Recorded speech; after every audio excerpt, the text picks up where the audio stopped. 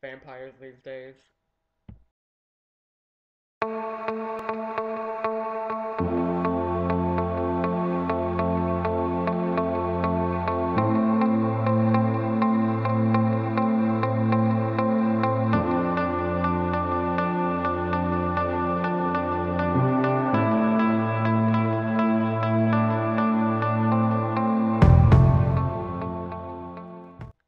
This isn't really a typical vampire movie, actually. It's great to see another collaboration with Tim Burton, Helena Bonham Carter, and Johnny Depp.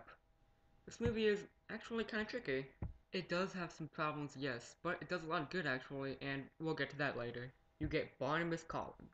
He's a regular man and he falls in love with this woman. And then you see him making out with Evergreen. Yeah, I know she's hot beyond belief. Really hot.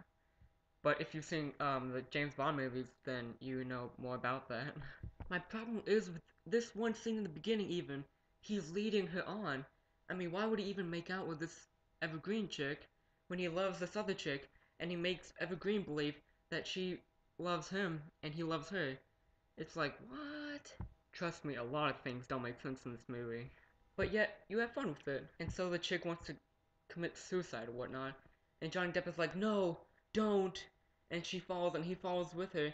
But before he hits the pavement, Evergreen turns him into a vampire or whatnot because she's a witch or whatever. And yeah, I mean, it's kind of flipsy flopsy, but you just roll with it. And then he ends up in a coffin for like over 100 years. And so he wakes up in the 1970s or 60s, whatever, and he realizes that life has changed big time. I even like seeing him in action when he kills all those construction workers, because you would be hungry after all those years.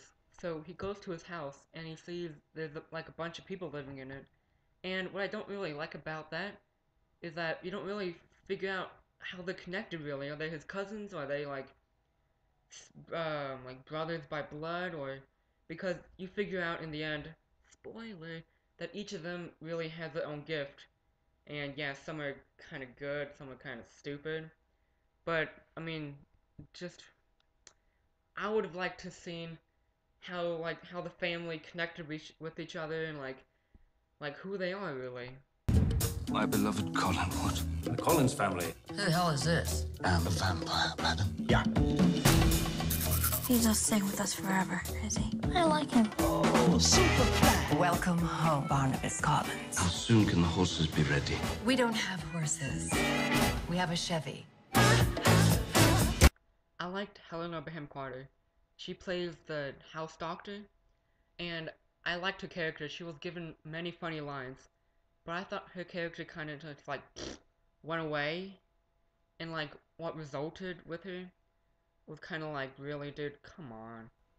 Jackie Earle Haley was good for what he did. Basically, all he did was under um Johnny Depp's curse, and he was like, it's like, now let's talk about the main chick. Her name is, I looked it up, her name is Bella Heathcote. And she's like really a nobody in this film. She's supposed to be the main chick, like the main love who Johnny Depp loves. And she's in like half of the film. She's in the beginning. She comes in as a maid and she's like, oh, look at me. And then we get like a backstory of like when she was a kid, like she was in a mental institute because of her parents. And then she sees ghosts or something. And then to the middle, she's gone, completely gone. She comes back at the end like, oh yeah, let's just do the thing where we did in the beginning. Let's end it that way.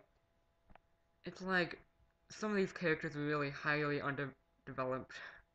It kind of sounds like I'm hating on this film, huh? But I'm really not. I really actually like this film. I want to see it again.